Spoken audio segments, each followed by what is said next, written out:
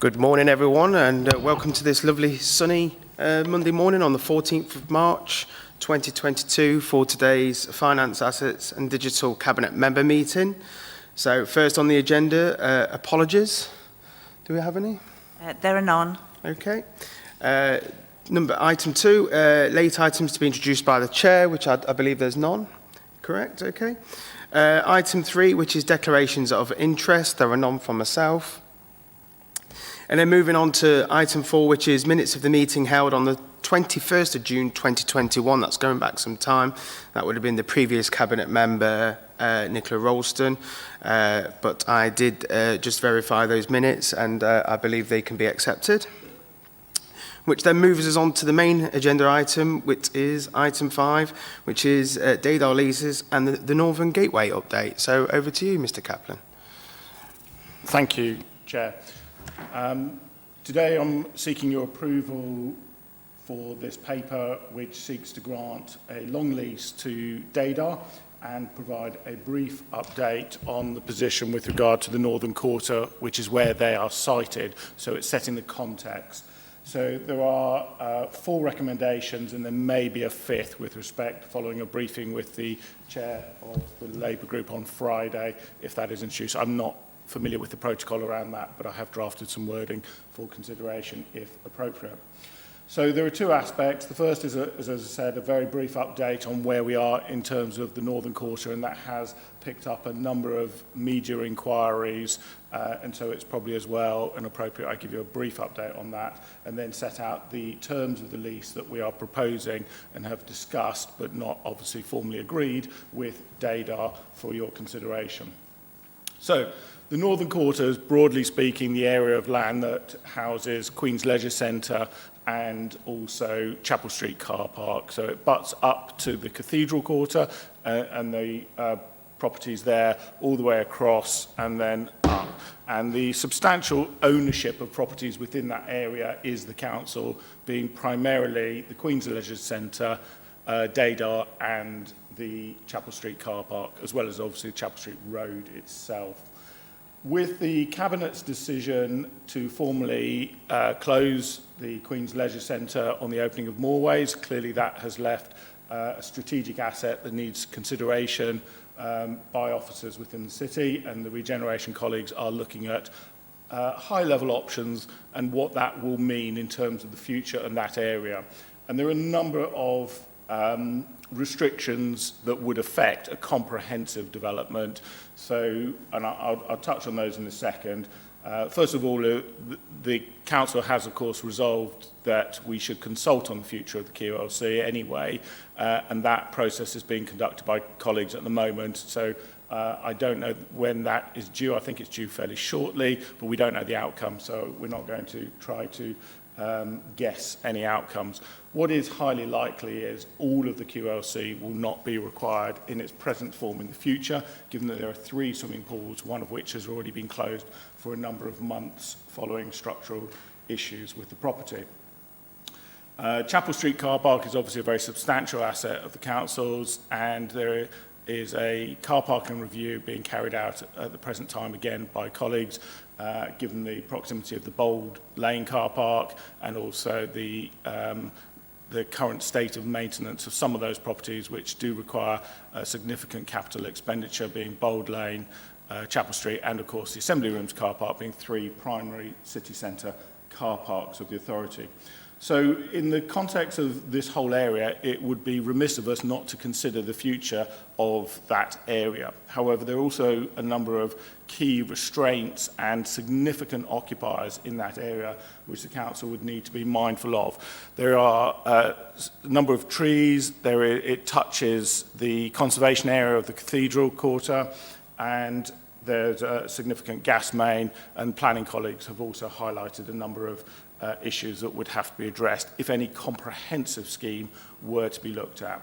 We also have a number of houses there, a number of residential properties, and very importantly, not only the home of Dadar, but also the Bliss and the Flower Pot, which are considered to be culturally and sort of important to the economy and the vibrancy of that particular area of the city.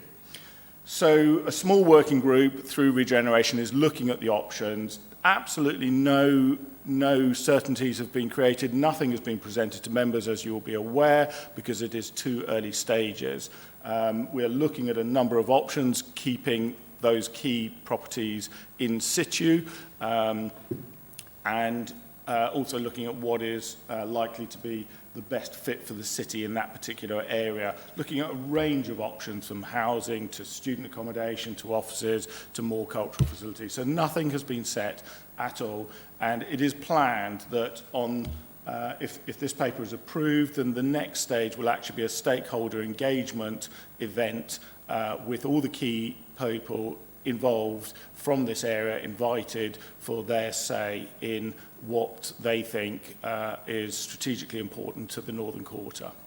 So that kind of is where we're at the Northern Quarter, to be absolutely clear. Nothing has been agreed, nothing is set in stone, but this would be a key important point if Deodar was secured in situ for 20 years without any ability to relocate them. And that's been quite an important part of the discussions with Deodar over the past few months. So Deodar currently hold 2 leases from the council, council-owned assets. I think it was a former Methodist church, I believe, and squash courts.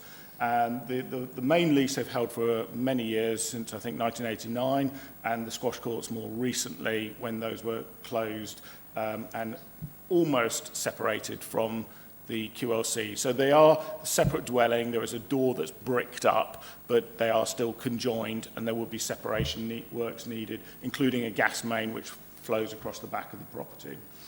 Deodar's leases are mentioned in the paper, and their lease expiry dates are referenced in clause 4.11, and they have approached us to renew those leases, partly linked to their funding requirements. So they are what's called an NPO, a National Portfolio Organisation of the Arts Council England, ACE, and they receive funding, I believe, on a 4-year cycle, and the next cycle is due in April, and they require a security of tenure linked to that funding cycle.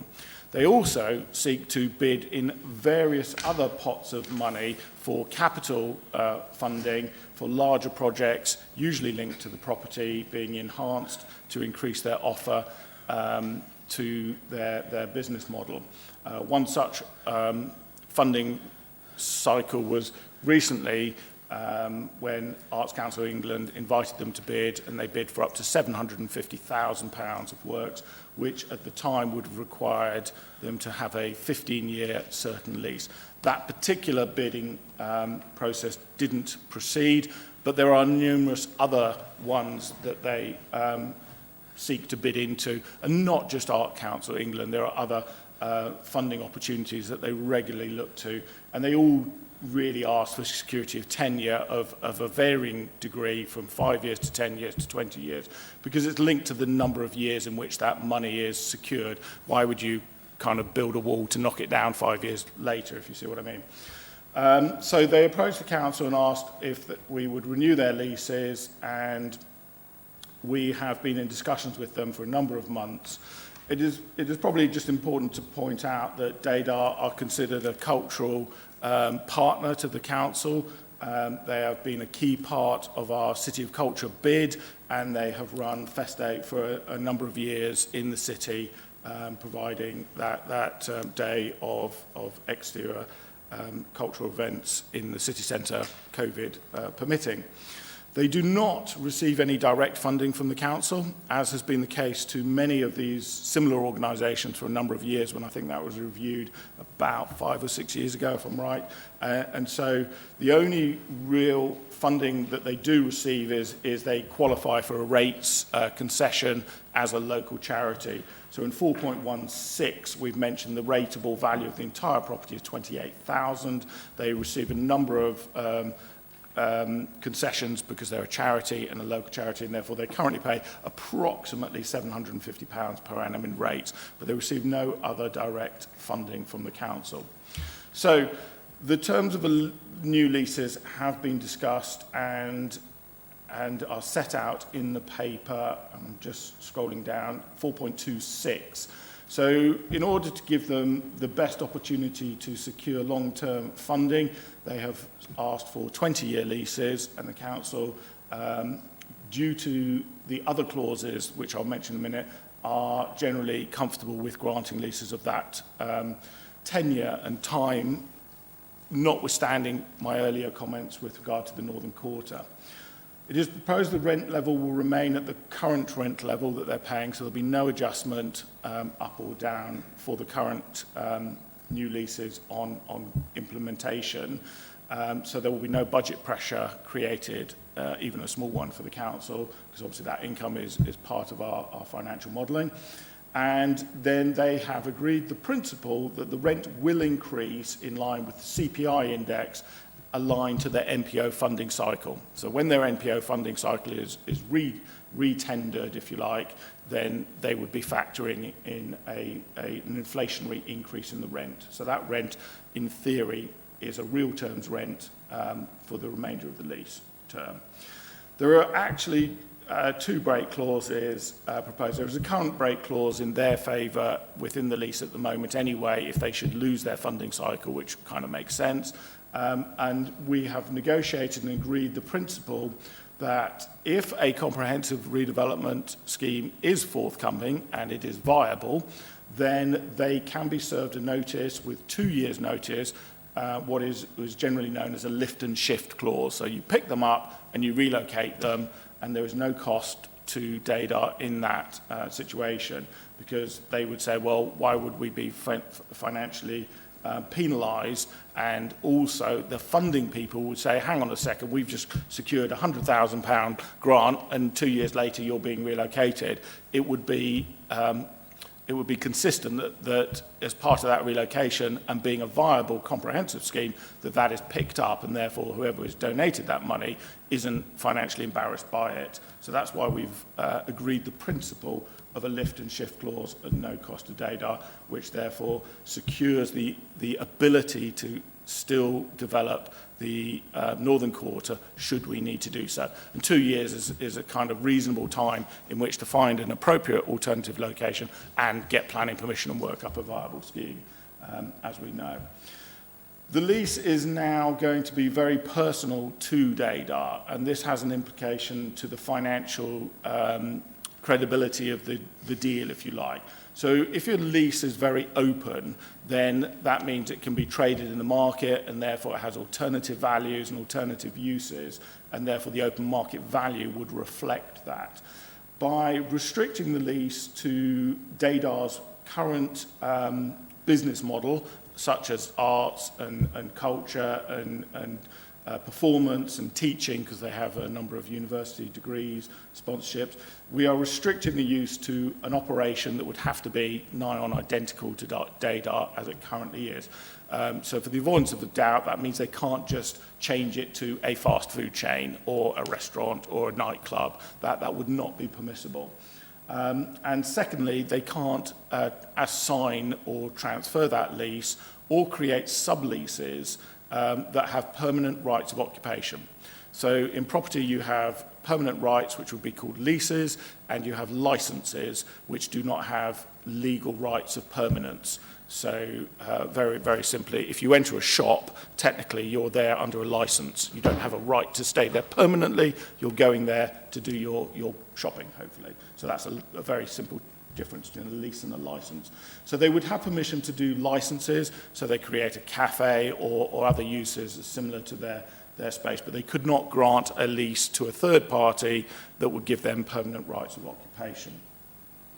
The repairing liabilities and everything else will remain fundamentally as it is within the current agreements, and the leases would technically not be renewable automatically, as is the current legislation. This is the reference there to the L&T, that's the Landlord and Tenant Act 1954 Part 2, which gives business operations the right to renew their lease automatically. So those provisions would be removed. So in 20 years' time, assuming everything was staying, they wouldn't have an automatic right to renew. We would have similar kind of dialogue. I think the importance of DADA and what they do are well known to yourself as a councillor and as a member in the city far more than I, and it is important that that is emphasised within the paper and recognised. And essentially, this paper then seeks to have your delegation to enter into those lease terms broadly on those terms. There may be some nuances because lease negotiations often involve a little bit of change when lawyers then pick up and look at the nuances of the detail, but fundamentally those are the heads of terms that have been shared with DADAR, and in principle they are in agreement too. I think that hopefully comprehensively covers it. Thanks very much, Mr. Cameron, for that. That's well summary, detailed. Just a few points for me regarding DADAR. Am I right in saying then was it a rolling contract, and that now they're actually seeking a formal fixed term so they can help get their... No, they had two leases, fixed term leases, one from 1989 and one I think was 3 years ago, right, on the squash courts. They both have expiry dates. One is 1st of January next year, and the other one is 31st of December this year, and they do not have an automatic right to renew them. Great, thank you very much. I think we all recognise the importance of DADAR, and obviously there is two segments to this paper, one in relation to the Northern Gateway. Obviously there's a draft paper on Appendix 1 relating to that, and obviously, like you said, that is our first provisional overview strategy around this, and that we would obviously that would probably be in future work, Steve, to go with the cabinet member for regeneration, and then obviously if anything was ever formalised, then this would probably have to return to cabinet anyway. So it will be good to have those conversations and with some of the local businesses around there. I think I've had one get in touch with myself and Councillor Hassel recently to have a meeting to discuss that. So there is some buzz and some talk around the Northern Gateway.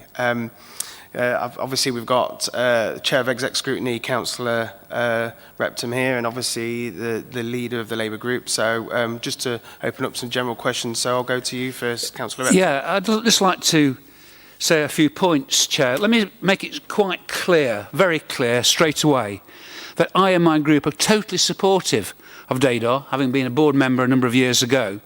I want to see it continue to be successful and thriving, and a thriving organisation. Let me also say very clearly and very importantly that my group's concerns are about the lack of openness and transparency about ensuring important decisions are properly scrutinised by the executive scrutiny and cabinet.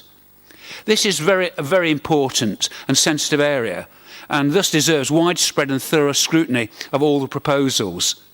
It's a long-term investment concerning a large amount of scarce public monies amounting to over £1 million over 25 years. And such a large commitment of public monies demands proper scrutiny and oversight. And it must go through the proper scrutiny process. Shortcuts are not only undesirable, but are dangerous. The scrutiny process in Cabinet, as we all know, is where all aspects of these proposals can be properly debated and examined by a number of councillors whose job it is to do exactly that. And this should not go through just on the nod. We should learn the painful lessons of the botched Padley Centre saga, where mistakes were made. Let's look back to the importance of scrutiny last week, when we talked about the Kingsway site. It was only after that meeting and me raising a number of issues, and we got the press involved, that the owners of that site have now come to the table. They didn't do before. That wasn't going to happen. And so so it shows the importance of the scrutiny process. And that's why I think it's important. We want to get this right. We genuinely do. And I think it's a real shame that we missed that opportunity where this could have been included in the Cabinet agenda and the exec scrutiny agenda last week. If these important proposals do not go through the scrutiny Cabinet process, as they should, we may have history repeating itself. The Padley relocation, for example, has been time-consuming, costly to the taxpayer, and could have a major impact on a strategically important project. Surely we do not want to get into a similar situation, that what could be positive and exciting plans for the Northern Gateway, even before we start. As I say, I'm sorry to say that many people are suspicious as to why this wasn't done and why it didn't go through Cabinet and executive scrutiny last week. Even at this 11th hour, I don't believe it's too late. I don't think we should have retrospective scrutiny. We need to have it now. So before we make a decision, let's refer this to Cabinet and scrutiny, and let's get it right, and let's all be pulling in the right direction. Thank you, Chair. Thank you, Councillor Repton. I would like to bring in Emily, if that's possible, please, just to reiterate for the public that who will be watching about the delegated authority and the constitutional rights on this paper, please. Thank you, Chair. Thank you for your comments, Councillor Repton. When any decision comes to myself as the monitoring officer and to my colleagues in democratic services, we look at that decision on the basis of the facts, the value, and the impact. And we apply the rules that are set out in the Constitution, specifically in the scheme of delegation, to that decision. Having looked at the facts of this matter, specifically the value, which was entirely appropriate for this matter to be dealt with by a Cabinet member meeting. This meeting is obviously a public meeting. A full report has been produced which sets out the reasons for the decision that's been brought before you, Chair, and officers are here to answer questions. Simply because an opposition group or exec scrutiny feel that they would like the opportunity for someone to go to exec scrutiny does not mean that the rules of the Constitution should be overlooked. It's appropriate that this decision was taken in this forum. It's appropriate that the rules in the scheme of delegation are applied, and that is what has happened. As has been explained to Councillor Shanker in his correspondence with me, there is absolutely no reason why this matter cannot be picked up by one of the scrutiny boards going forward. That is absolutely appropriate.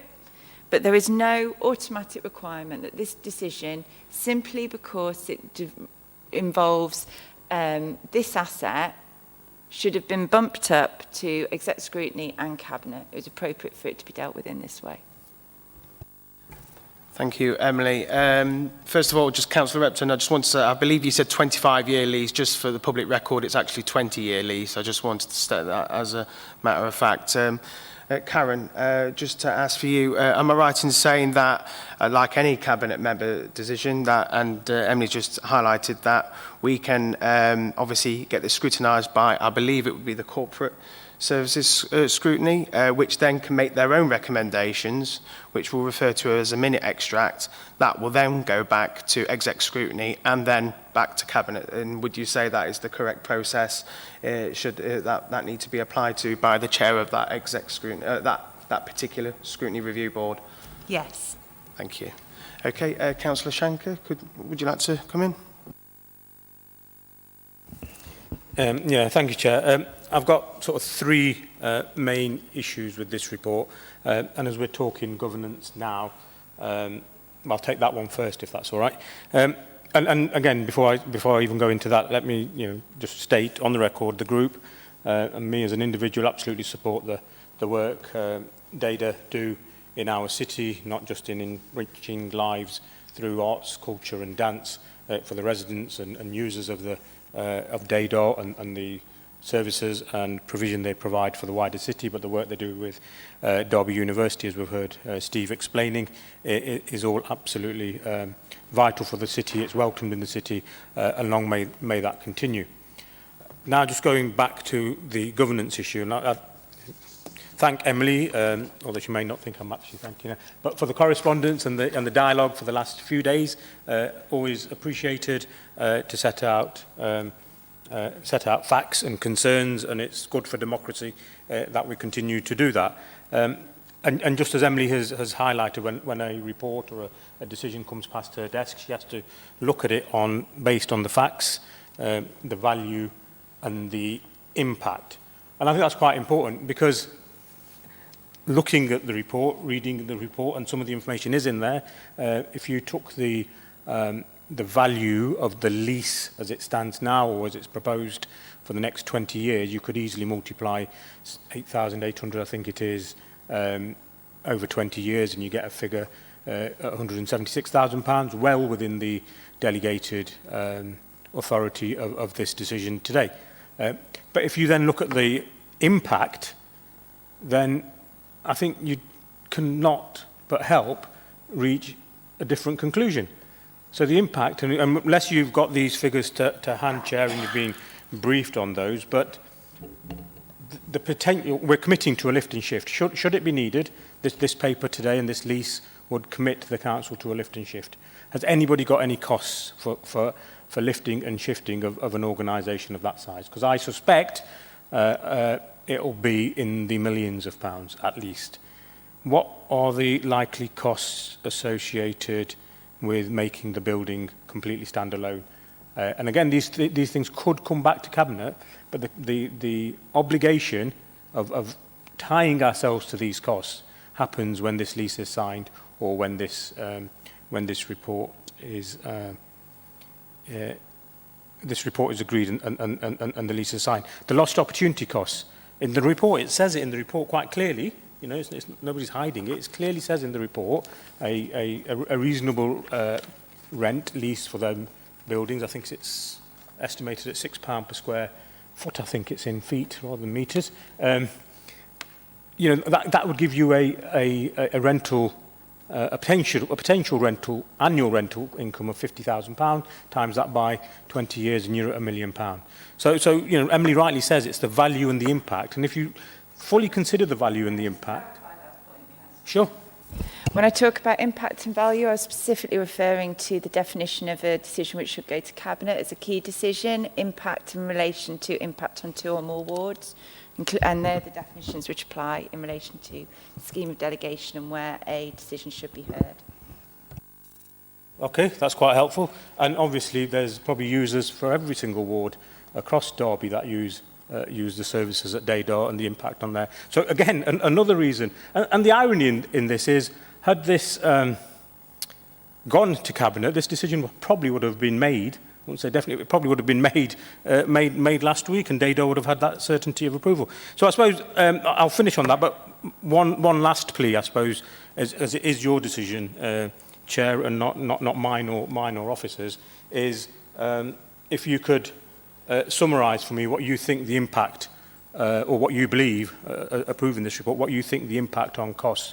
So that's opportunity costs, costs for lift and shift, costs for making Daydar as a building standalone should Queen's, you know, be demolished and this building is going to be standalone. So if you put those together, what do you believe that the impact on the costs are? Thank you very much, Councillor Shanker. I'm not going to be giving out a specific points of value because that would be very irresponsible for me to make those comments. But Steve, would you be able to outline any of those?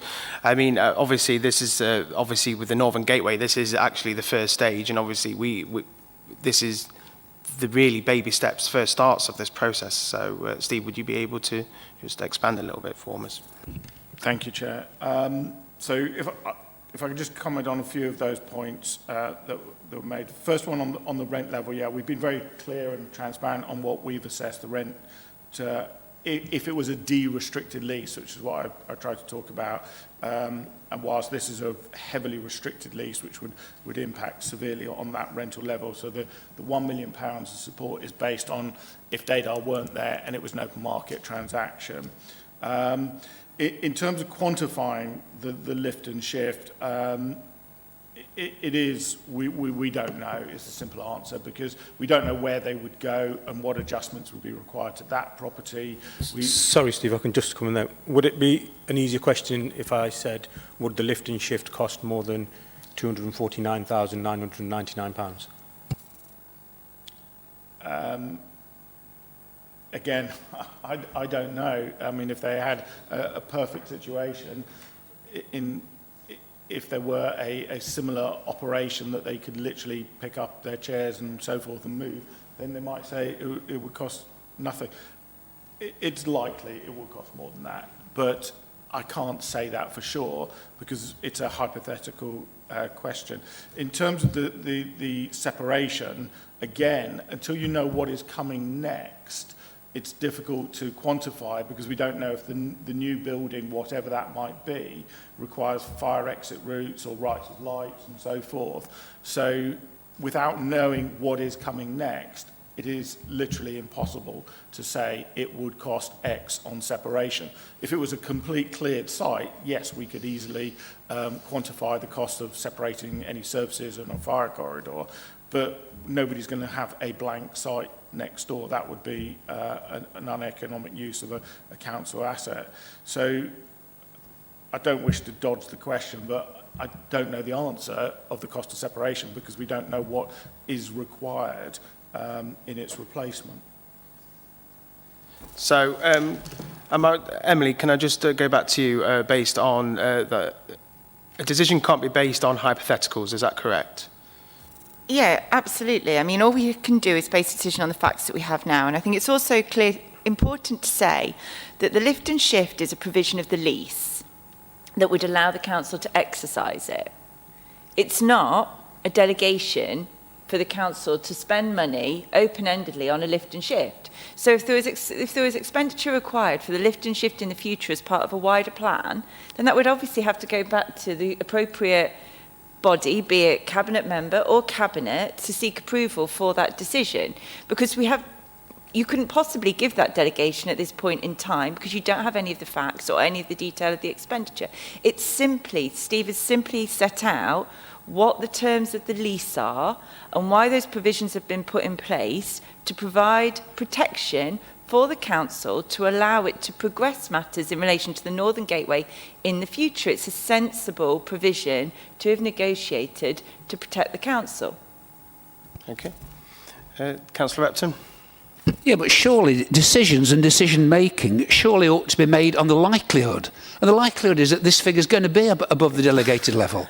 So it ought to be. I mean, it just defies logic. I'm sorry. I'm not trying to be difficult, but I mean, this is why it's important to debate these things. I firmly believe, Councillor Repton and Councillor Shankler, you are being difficult with this process at the moment, and that Emily has clearly stated that you can't, am I right in saying you can't base a decision on likelihoods? It has to be based on the facts provided. You're right, Councillor Smith. Councillor Repton, no decision has been taken that data would even be moved.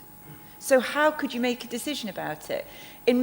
From what Steve has explained to you, is that the current thinking of officers, which would be subject to further approvals and discussion, is that Dada would form an integral part of any future development of the Northern Quarter. So there is no plan to move Dada. So why would you ask for approval for something which isn't even planned at the current time? As I have said, Steve has simply explained that that provision exists in the lease arrangements, not that it is being exercised or used. So why would you seek approval for it when it's not being used and may well not be used? Okay, back to you, Steve. Chair, can I just say that some of the background to this negotiation was that they wanted 20 years with no break, and therefore that would have been a hypothetical question as to what the cost of it would be, because there would be no break. In my view, that would not be a good position for the council to have no ability whatsoever to relocate them without using CPO powers, of course. This, therefore, protects the council's flexibility of the future, but it is unquantified, and that's why I said in my covering summary that it would be subject to the viability. You know, does it stack up in terms of a redevelopment? Clearly, if it didn't stack up to the extent that the council was satisfied, and that's a future decision, as Emily has rightly pointed out, then that would be a matter for the administration at that particular juncture. What I've tried to negotiate within this lease is that we aren't completely hamstrung for 20 years without using CPO powers forever or for 20 years. This at least keeps that opportunity open, subject to the viability test, and gives them that security to support future funding opportunities. So that's the context. So originally, they wanted 20 years, no break. We've gone to great lengths with the strategic director, myself, and lots of colleagues to try to persuade them that actually this keeps the opportunity alive.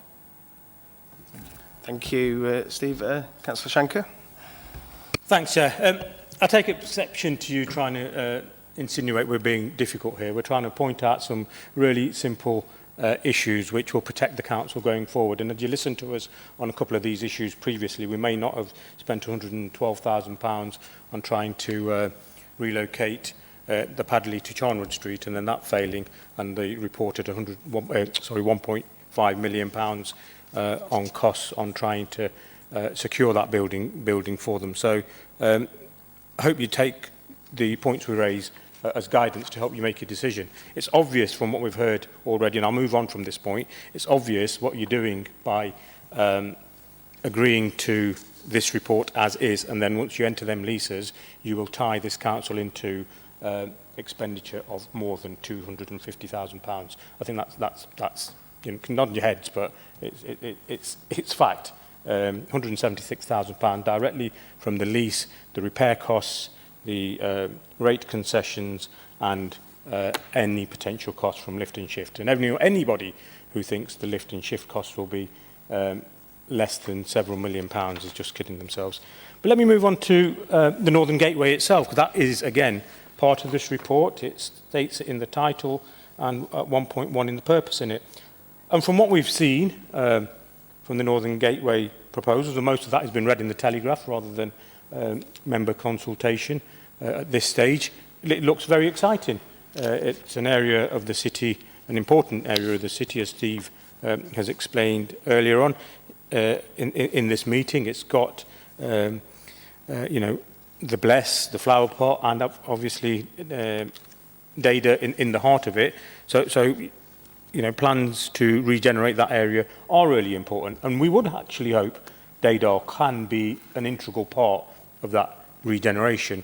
But what we seem to be presented with at the moment on, you know, a pretty brief report on the Northern Gateway in this, a press release hurried out last week, just not enough information to determine whether this is a good idea or not. And again, for me, if that work isn't done and is really immature at this stage on the Northern Gateway, and Dada are at the heart of it, these decisions should be taken in parallel. We should be giving Dada an even stronger commitment to say, you are part of the Northern Gateway development, you're a core part of that. We're going to subsidise, well, we are subsidising their rents, but what we're also doing, as Steve's already explained, is we're putting a number of conditions then on the lease, rather than saying, you know, we're going to give you greater flexibility to thrive as an organisation. We're actually putting a number of restrictions on the lease. So on one hand, we're trying to support them, and then we're shackling them as well at the same time. It just doesn't seem to be the whole Northern Gateway proposals coming forward and the impact on that area tied in with Dada and other organisations just doesn't seem to be well thought out to me. It seems to be a hurried announcement, one that's not ready to be made yet. And again, doing things in this fashion will have potentially consequences for the council. It says it in the risk mitigations on page 4 of the report. You know, this decision could dilute and extinguish comprehensive redevelopment schemes for the area. So I just ask, when we're making these decisions, we just think about the bigger picture a little bit and be better at making these decisions, be more transparent at making these decisions, and think them through a little bit more as well. So that's my second point. And my third point then, following a very useful briefing I had on Friday with the strategic director and Mr. Kaplan himself, I was quite, as well as a number of conditions in the lease, I was actually surprised not to see anything in the lease which actually said in this relationship what we get back from Dada formalised. And we know the benefits from Dada are massive. We know they help with Fest Day and lots of other things around the city and the city centre. But there's actually nothing formalised. I just think it'd be prudent and you know, better for the city and for the council to add a recommendation at probably 2.5 in the report to say that the council enters some sort of formal service level agreement. Steve's got some words he can propose in a second. He can read them out. But if we enter into some sort of formal commitment with Dada to say, you know, with this support you're getting from the council, with the reflecting on the important relationship you have with the council, we actually formalise some of the activities that you do and continue to do on behalf of the city. Again, you may think that's been difficult. I don't. I think it's actually helping the council and helping the residents that we're here to represent. Thank you, Councillor Shanker. Steve, could you just outline potential 2.5 for us then, please? Yeah, thank you, Chair. As Councillor Shanker says, following a discussion on Friday, a briefing with myself and Rachel North, Strategic Director, we drafted an additional recommendation for your consideration, and these words could clearly be changed. That the Council enters an understanding and or a formal commitment with DADAR for the delivery of certain cultural events to be agreed with the Strategic Director of Communities in place within the city. This will be aligned to the city's delivery for its wider cultural offer for the residents and visitors to Derby. Thank you, Steve. Well, actually, I agree with you there, Councillor Shanker.